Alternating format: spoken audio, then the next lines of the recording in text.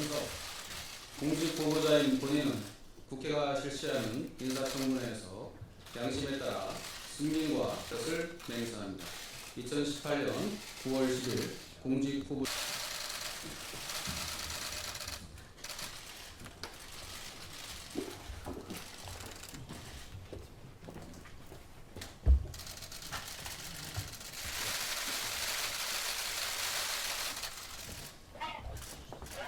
존경하는 국회 인사청문특별위원회 김동철 위원장님, 그리고 응당해야 할 막중한 사명과 책임을 생각할 때 아직 부족한 점이 많은 오늘의 청문회는 국민을 대표하는 여러 의원님들 앞에서 그에 걸맞게 가장 정직하고 장남으로 태어났습니다.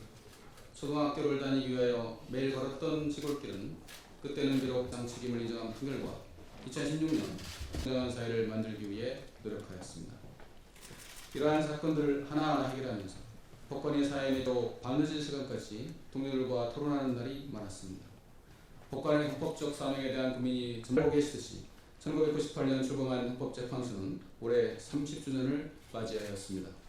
그동안 헌법재판소를 새롭고 다양한 가치관을 가진 아래 세대와도 열심히 소통하고 그들의 목소리를 대변하는 일에 제 열정을 다하겠습니다. 더불어민주당 임종성 의원님 질의해 주시기 바랍니다. 예, 먼저 오늘 인사말에 있어서 1996년 소망했던 법관으로 임관할 수 있었던 것은 사랑하는 아내를 만난 것 다음으로 가장 기뻤다고 했는데 맞죠?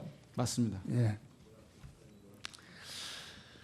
이 법관으로 살다 보면은 아무래도 지방으로 발령을 받게 되는 경우가 상당히 많을 것입니다. 그죠? 네. 그러다 보면 자녀 교육 문제를 고민하지 않을 수 없고 또한 하지만 모든 부모가 그러한 선택을 위장전입이라는 선택을 하지는 않습니다. 근데 아까 우리 존경하는 민경욱 의원님이 제기했던 첫 번째에 대해서는 이 본인도 몰랐었고 먼저 이번에 재판관 준비하면서 최근에 알았다 했고 두 번째 역시도 저 뒤늦게 알았지만은 대개 아이들 교육 문제는 이 남편보다는 아내가 주로 하지 않나 생각됩니다. 그렇지만은 우리가 국가는 이제 법이 우선이기 때문에 이 국민들은 그 법을 지키려고 노력하고 있고 또 법을 지키겠다는 것이 기본이라고 생각합니다. 그렇죠? 그래서 법관으로서 사회가 부여한 지위가 있고 그것을 인지하고 있다면 그러한 불편은 충분히 감당해낼 수 있어야 한다고 생각합니다. 헌법재판관은 헌법을 수호하라는 국민의 막중한 명령을 받은 사람들이기 때문에 그래서 어떠한 흠결도 또 시위 용납되지 않는 자리가 바로 이 헌법재판관이지 않나 생각됩니다. 후보자는 오늘 이 자리에서 이 제기된 의혹에 대해서 국민들한테 사과할 것은 명확하게 사과하고 또 그런 부분이 있다면은 여기에서 야당 의원님들도 있기 때문에 사과하고 넘어가야 되지 않을까 생각됩니다. 예, 의원님의 말씀에 전적으로 공감합니다. 제가 잘 살피지 못해서 그렇게 된 부분에 관해서 깊이 사과드립니다. 예. 최근 양승태 사법부의 블랙리스트와 재판거래, 대법원 차원의 비자금 유용 의혹 등 사법농단으로 인해 사법부에 대한 국민의 신뢰는 회복불능 수준으로 훼손되었습니다. 대한민국 헌법 제103조는 법관은 헌법과 법률에 의하여 그 양심에 따라 독립하여 심판한다고 명령하고 있습니다.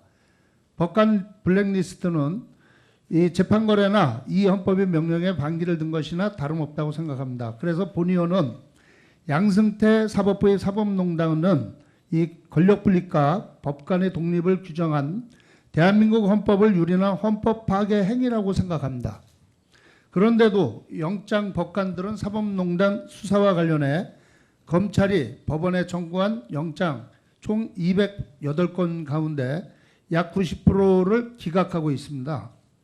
2017년 사법영감에 따르면 2016년 청구된 압수수색 검증 영장의 발부율이 89.2%인데 정반대로 이 사법농단 사건에 대한 법원의 영장 기각률이 90%에 이르는 이상한 일들이 벌어지고 있습니다.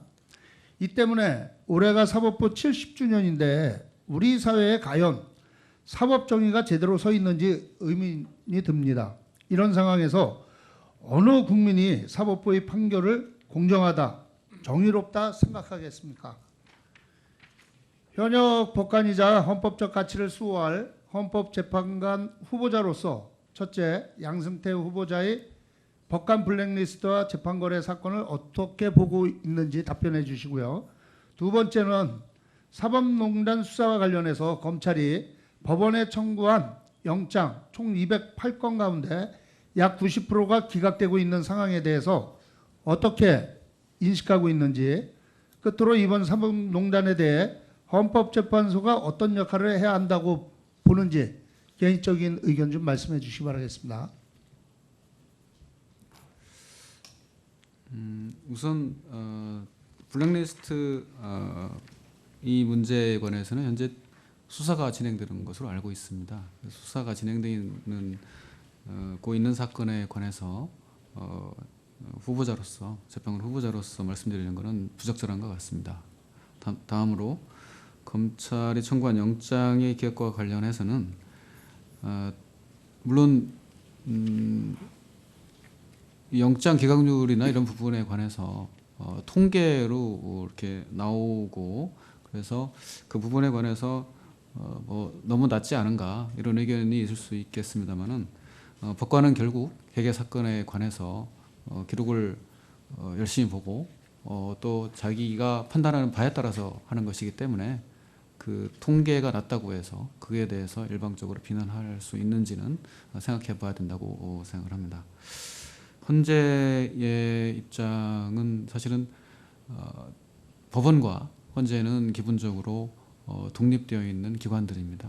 그래서 그 사건들이 헌법재판소로 오기 전까지는 특별히 어떻게 할 수 있는 부분은 아닌 것 같습니다.